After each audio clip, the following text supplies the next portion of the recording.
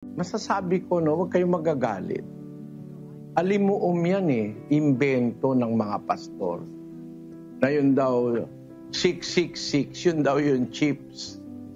Wala pong kinalaman yun, mga kapatid. Hindi pwedeng i-apply sa Biblia na yung chips, yun ay ang 666.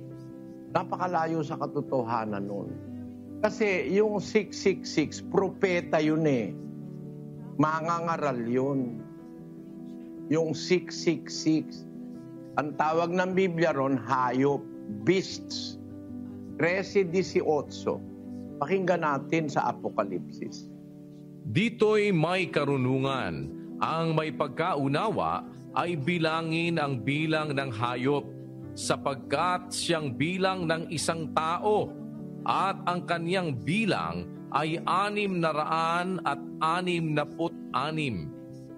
Ang meron pong taglay ng bilang ng 666 o ng yung tinatawag nilang bilang ng Antikristo, yun po ay isang tao, may kapangyarihan. At yung tao na yon, mayroon siyang kontrol sa mayayaman, mahihirap, malalaki, maliliit. Sa 16, diyan din sa kapitulo na yan, kapatid na Daniel. At ang lahat, maliliit at malalaki, at mayayaman at mga dukha, at ang mga laya, at ang mga alipin, ay pinabigyan ng isang tanda sa kanilang kanang kamay o sa noo. Pinabibigyan niya ang mga tao ng tanda sa kanang kamay at sa noo. Yun ang iniisip nitong mga pastor ng born again, na inilalagay daw sa noo, lalagay daw sa kamay, chips. Yung 666, kapatid, na tinatanong mo, hindi chips yun dahil tao yun Taong may kapangyarihan na magkaroon ng dominion sa mga tao, maliliit, malalaki, mayayaman, mga dukha, mga laya, mga alipin.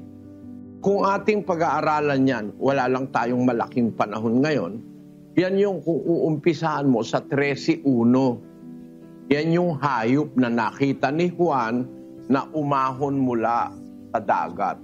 Basahin natin ang 13:1. At siya'y tumayo sa buhangina ng dagat, at nakita ko ang isang hayop na umaahon sa dagat, na may 10 sungay at 7 ulo, at sa kanilang mga sungay ay may 10 diadema, at sa kaniyang mga ulo ay mga pangalan ng kapusungan.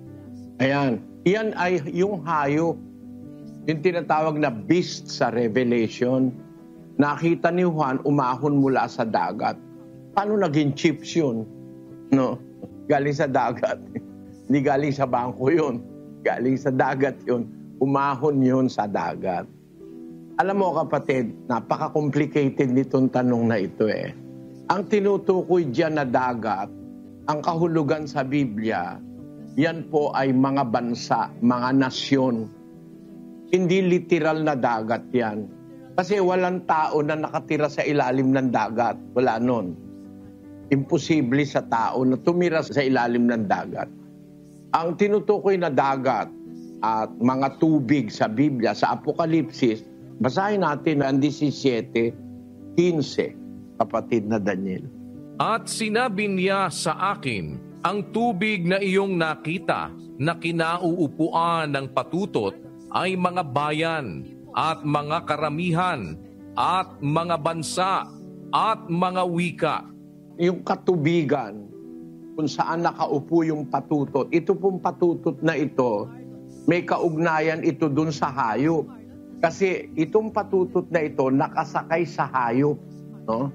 Basahin natin ang 17, versikulo 1. At dumating ang isa sa 7 anghel na may 7 mangkok at nagsalita sa akin na nagsasabi, pumarito ka, ipakikita ko sa iyo ang hatol sa bantog na patutot na nakaupo sa maraming tubig.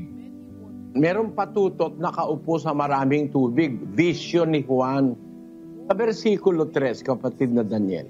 At ako'y kaniyang dinalang nasa espiritu sa isang ilang, At nakita ko ang isang babae na nakasakay sa isang hayop na pula, na puno ng mga pangalang pamumusong, na may 7 ulo at 10 sungay.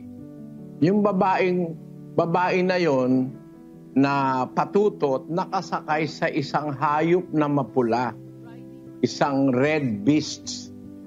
Yun nga yung babaeng patutot na nakita rin niyang nakaupo sa maraming tubig. Ngayon, yung palang tubig na kinauupuan nitong babaeng patutot na ito, mga bansa yun, mga karamihan, mga bayan, mga wika, nakaupo siya sa maraing tubig, patutot. Pero hindi sa tubig siya literally nakaupo.